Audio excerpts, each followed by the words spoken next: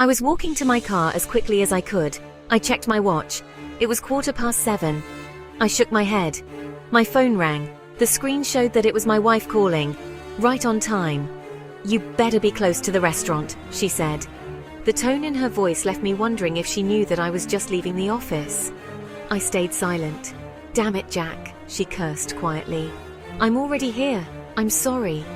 I didn't realize how much work I would have to get done today. And we're still not on pace to make our deadline. The whole team is working late, not just me. And I can't be the only person leaving on time when my subordinates are staying late," I pleaded. "How long until you get here?" she asked angrily. "If I run every red light, I can be there in 30 minutes, I told her. She didn't answer for a long while. I got into my car, and just as I started to wonder if she had hung up on me, my car picked up the Bluetooth. "Okay, just hurry. It's bad enough the waiter has asked me twice if I was waiting for someone," she instructed. "I'm sorry, babe. I'll be there as soon as I can," I said. I shifted my car into reverse and started to back up. A loud bang on my window made me slam on the brakes. I threw it into the park and turned around to see if I hit something or worse, someone. I didn't see anything. I turned back around in my seat to find 2 children standing next to my door. I jumped at the shock. They both just stood there. Judging by their size, I would guess they were about 9 or 10. I had this terrible feeling in my stomach that there was something wrong. But they were children, probably lost, I told myself. I cracked the window just enough to ask if I could help them. "Can I use your phone?" one of the kids asked. The child's tone had a tinge of darkness to it. I felt the hairs on my neck stand up, but I reached for my phone and unlocked it. When I looked back up at the child, I noticed they had both moved closer. They both stared down at their feet. Their hoods up over their head cast shadows over their faces. It almost appeared they didn't have any faces at all. At that point, I had this unyielding sense of fear building that I couldn't justify. "Is there someone you'd like me to call for you?" I asked. Then one of the kids raised his head slightly. The shadows that covered his face parted as the new angle of his hood allowed me to see his face. But his eyes were still hidden in the shadows. They appeared to be pitch black. Not that they were missing, but he had no iris, no whites in his eyes at all. I felt my breath catch in my throat, and the boy seemed to notice my fear. He lowered his head again. "We need to use your phone," he pleaded. I recovered and scolded myself quietly for allowing a trick of the light to scare me so badly. "Who can I call for you? Just give me their number," I said, my hand ready to dial. Maybe it was the fact that the kids wouldn't look at me. Perhaps it was the fact that the kids were out of place in the business district after sundown. But something inside me was screaming not to give them my phone. "If you can't give me the number, I'm sure you can go inside the lobby and ask the security guard to let you call your parents," I said and pointed toward the lobby door. Neither one of them turned to look. After a few seconds of awkward silence, I put my car in reverse. I was eager to get the hell out of there. I was eager to get away from these children. I looked in the rearview mirror to make sure I was clear. A loud bang stopped me in my tracks. For a split second, I thought I hit someone, and then I heard it again. Both of the boys were slapping their hands, palm down, on my driver's side window. A third time, a fourth time. In unison, they slapped my window. "Can we just get in your car? We need a ride," they asked in a monotone and utterly unsettling tone. I slammed the gas down and backed up without even looking, and then I slammed into drive and peeled out.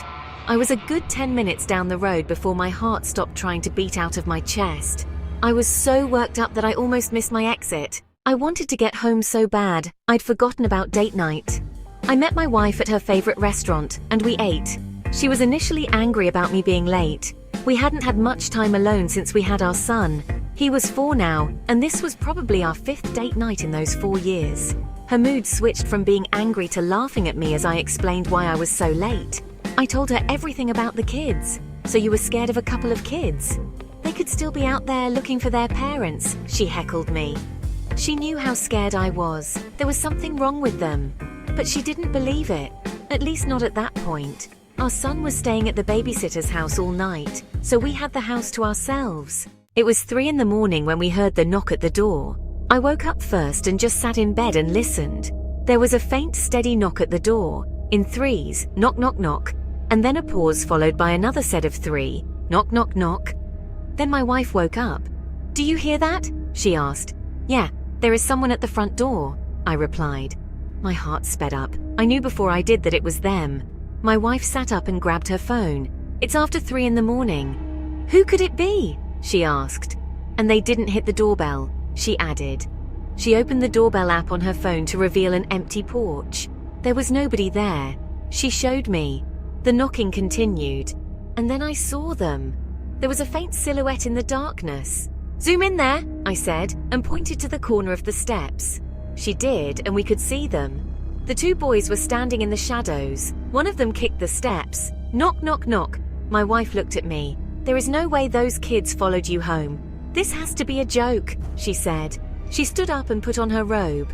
I did too. We both made our way downstairs. We argued as we walked. She wanted to open the door. I didn't. "Knock, knock, knock." "We can't open the door," I told her. "They're just kids playing a prank," she replied. "Knock, knock, knock." Finally, we reached the door and my wife undid the locks and swung it open. We both took a step back as soon as we did. The kids were no longer standing in the shadow, but had moved up to the first step. The only light was from behind us, flowing out of the house. It was enough for us to see the 2 small figures staring at us, but not enough to see any detail. "What do you want?" my wife asked. I was flipping the light switch on and off for the porch light. It wouldn't come on, but I knew it had been on when we got home. "Can we come inside?" the kids asked in unison. I could see that my wife had gone pale. She finally believed me. Something wasn't right. The kids both took a step to the next step. "Can we call the police for you?" "Are you lost?" she asked them. They stepped up to the porch and then they were close enough. Just 3 feet away, their faces were fully illuminated.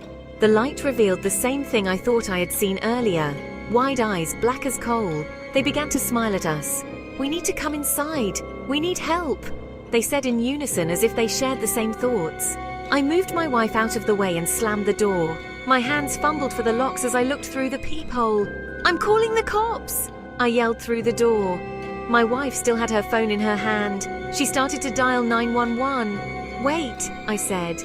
"They're leaving," I told her.